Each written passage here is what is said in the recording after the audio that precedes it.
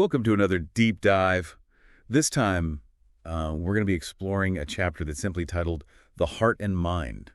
No book title or anything. Pretty mysterious, huh? Yeah, it's intriguing. Yeah, you provided us with the material, and I think we're both ready to kind of dive in. Yeah, let's do it. All right, so as far as the conceptual overview, this chapter opens with like this powerful image of trying to be like a clean sheet. Yeah. Just completely void of thoughts. Yeah. It's kind of like asking, if you were to strip away everything that you thought you were, what would be left? Yeah, it's that's a great question. It's like if you take away everything that makes you, your personality, your experiences, your conditioning, what's at that core, what's left? And the author actually uses a really cool analogy to describe that. He talks about like floating in empty space, and even then you'd still have a sense of self and awareness. I mean, that's kind of a mind-blowing thought right there. Yeah. But how does that core self connect to achieving our goals? Yeah. Well, that's where the concept of outer intention comes in. You can think of it like a wind almost, this energy that kind of carries us towards a reality that matches our thoughts and our energy. Okay. But the challenge is that our minds are constantly being like bombarded with, external forces like societal expectations, limiting beliefs. The author even refers to these as pendulums because they kind of swing back and forth, keeping us trapped in these cycles of doubt and striving. So instead of being able to like consciously direct this wind, we're just being blown about by all these pendulums. Right. And that's exactly where this conflict between the heart and mind starts to come in. So you have the mind, influenced by these pendulums trying to grasp for some control over this wind, this outer intention. And then you have the heart, which can maybe sense the direction of the wind, but it lacks this focused intention to actually harness it. So it's like we have all this potential, this power, but we're not sure how to steer it. We're like searching for a map, maybe a compass. Yeah, I like that analogy a lot. And in a way, the chapter does offer kind of a map. It argues that if we can achieve unity between our heart and mind, that gives us more control over this wind and actually allows us to consciously manifest our desires. Okay, now we're getting to the good stuff. Tell me more about this unity between the heart and the mind. How do we achieve it? So the chapter doesn't really lay out like a step-by-step guide, unfortunately. Oh, okay. But it does introduce a series of concepts and techniques that help us understand, the interplay between the heart and the mind and ultimately how to align them. And one of the key ideas presented is that we actually already possess everything that we need.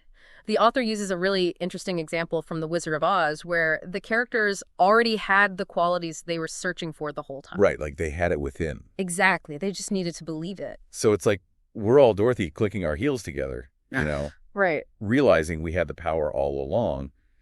But how do those pesky pendulums fit into all of this? How do they actually prevent us from accessing our full potential? That's a great question, and the chapter kind of delves into that by explaining that pendulums are essentially these external forces, like societal expectations or limiting beliefs that are designed to kind of feed off of our insecurities. They thrive on keeping us feeling inadequate and constantly striving for external validation and achievements. But rather than pursuing our own unique goals, we're chasing after whatever the pendulum dictates. Right, exactly. So it's like they're these master manipulators just kind of pulling our strings without us even realizing it. Yeah, and one of their most effective tactics is using stars to kind of perpetuate this myth that only a select few can achieve true success or happiness. We see these images constantly, these seemingly perfect lives, and it leads us to believe that we need to copy them in order to find fulfillment. Yeah, like the whole comparison thing. Comparison is the thief of joy, or however that saying goes. We end up chasing like this mirage of success. Exactly. We're trying to fit into a mold that was never meant for us. And the author is very clear that each soul actually has a unique star sector, a place within this vast field of possibilities where their talents can truly shine. So it's not about conforming or imitating. It's about discovering and embracing your own unique path. Exactly. Yeah, it's not about trying to become the next Elon Musk or Beyonce. It's about unearthing your own inner rock star, right? Exactly. But how do we find our star sector when these pendulums are constantly trying to steer us in a different direction? Well, that's where the chapter really starts to get interesting. It introduces some fascinating concepts and techniques.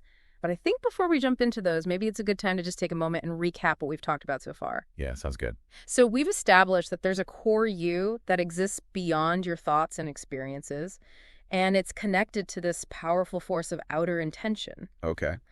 However, there are these external forces, these pendulums that are trying to manipulate us and keep us from tapping into our true potential. So it's like we've been given this incredible treasure map, but we're still figuring out how to navigate all the obstacles and distractions along the way. Exactly. I'm hooked. What comes next? Okay, so we're back, and we're talking about all those things that try to hold us back from reaching our full potential, those pendulums. Yeah. But this chapter also offers us some tools to help us combat those negative forces, right? Yeah, definitely. One of the coolest concepts the author dives into is this idea frail.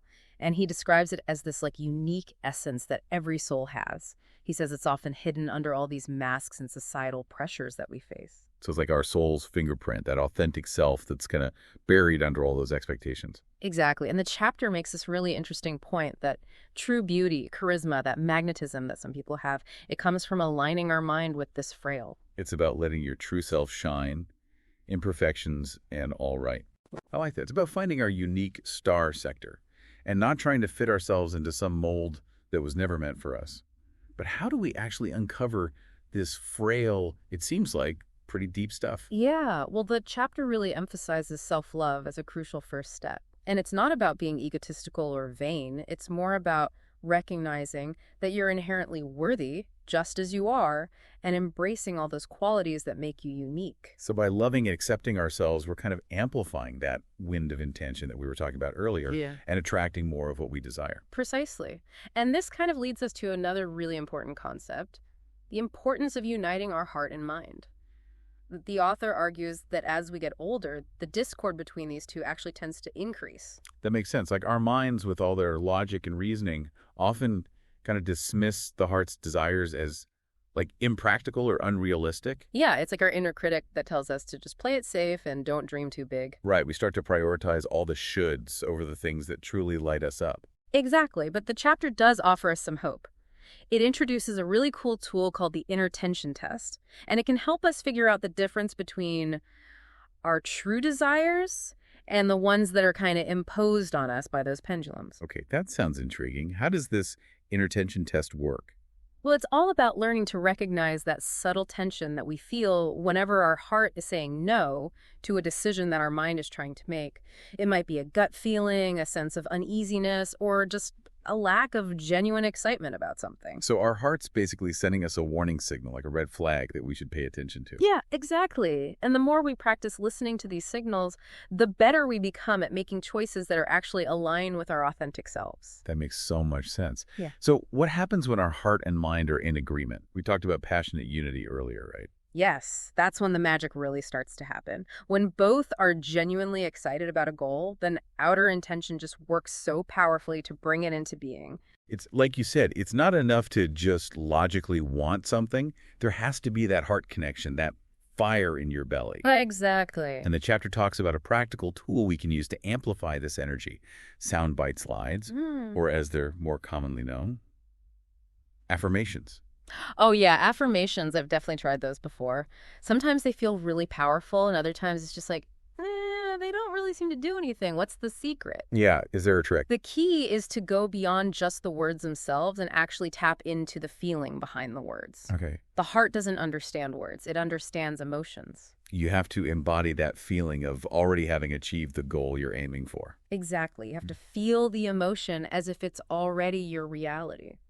And the chapter also warns against using affirmations that focus on the things we don't want or that are phrased in the future tense. It's like we're programming our subconscious with a clear, positive message. But even with affirmations, sometimes our minds are just so busy, so cluttered. It's hard to create space for those intuitive insights from our heart. Yeah, that's a great point. The chapter addresses this by talking about something called the intuitive window. The intuitive window, what is that? It's basically this little opening, this moment where the mind kind of dozes off and all those intuitive insights from the heart can slip through. These windows happen all the time throughout the day, but oftentimes we miss them because our minds are just so preoccupied. So we're bombarded with information and distractions constantly, and our minds are just struggling to keep up, missing those subtle whispers from our heart. Exactly. Is there any way to control when that happens? Well, luckily, the chapter offers this really interesting technique called the frame technique to help us access these windows more deliberately. Okay, what's that all about? So with the frame technique, you create this really vivid mental image, a frame almost, of the feeling associated with your desired outcome. And then when you sense that intuitive window opening, maybe it's a quiet moment or a time when things feel still, you throw that frame into that space. So it's like taking a snapshot of that feeling of success or fulfillment and implanting it directly to our subconscious. Exactly. Okay. And the author does acknowledge that this takes practice, and it might not be for everyone, but for those who are willing to experiment with it, it can be a super powerful tool for shaping our reality. This is also fascinating. But where do we even begin to apply this in our everyday lives? I think the key is to just start small. Pay attention to that inner tension. Notice where your heart and mind are in alignment and where they might be clashing. And as you develop this awareness, you can start experimenting with different techniques like affirmations or the frame technique and see what works for you. It's like we're building a muscle. The more we use our intuition and self-awareness, the stronger they become. Exactly. And as you start to tune into that inner guidance, you can really begin to steer that wind of outer intention towards creating a life that's a true reflection of who you are. This has been such an insightful conversation. I feel like we've been given a whole new set of tools to navigate this whole journey of self-discovery and create a more fulfilling life. All right, welcome back to the deep dive. I don't know about you, but after that last segment, I'm feeling pretty energized and ready to explore even deeper into this whole heart and mind thing. It's really fascinating stuff. We've covered so much ground already, from that frail concept to the power of outer intention and how it all works. Yeah, we talked about those pesky pendulums that try to keep us stuck and how aligning our hearts and minds is the key to breaking free. It's like we've gotten this sneak peek into a whole hidden world where we can actually shape our reality just by harnessing the energy of our thoughts and emotions. Pretty wild, right? It is wild. But before we go too far down that rabbit hole, let's take a step back for a second and recap some of the key takeaways from this deep dive. What are some of the most crucial points for our listeners to remember? I think one of the most important things to remember is that each of us has incredible potential, like way more than we probably realize. This chapter reminds us that we're not just a product of our circumstances or how we were raised. We've got this core self, that frail, that's unique and powerful. And that frail is what connects us to outer intention, that force that can help us manifest our desires, right? But we need to learn how to consciously direct it instead of being pushed around by all those external forces. Exactly. And that's where things like the inner tension test and soundbite slides or affirmations come in. They're like tools that help us align our hearts and minds, which then creates that passionate unity that we need to fuel our outer intention. We also talked about the importance of recognizing those pendulums, those outside forces that try to keep us trapped in negative patterns, and learning how to let them go. Yeah, the chapter encourages us to become really aware of those pendulums and then consciously choose thoughts and actions that are in line with our true selves. It's almost like we're learning this whole new language, a language of self-awareness and intention. I like that. But it's not about being perfect, Right. right? It's not about becoming some kind of spiritual master overnight. It's about progress, not perfection. Absolutely. It's about taking little steps, trying out these tools, and seeing what works for each individual. It's a very personal journey. And trusting the process. We might not see results right away, but as we practice this awareness and get our hearts and minds on the same page, that's when we'll start to see those positive changes in our lives. It's like planting a seed and nurturing it, You don't see the flower bloom right away, but with patience and care, it eventually blossoms. This has been such an amazing exploration, wouldn't you say? Yeah. I feel like we've been given this whole new toolbox to deal with life's challenges and create a reality that actually matches what we truly want deep down. I agree. It's been really eye-opening. And I hope our listeners are feeling inspired to start applying these concepts in their own lives. Even small changes can make a huge difference. So to wrap things up, what's the one thing you really want our listeners to take away from this deep dive? I'd say the most important thing to remember is this. You have the power to create a life that's truly aligned with what your heart desires. It's not about luck or being in the right place at the right time. It's about recognizing your own worth, embracing your unique frail, and consciously taking steps to align your thoughts, your emotions, and your actions with your true self. Wow, what a powerful message. Thank you so much for sharing your insights with us today. And to all our listeners out there, keep exploring, keep experimenting, and keep diving deep into those amazing mysteries of your own heart and mind.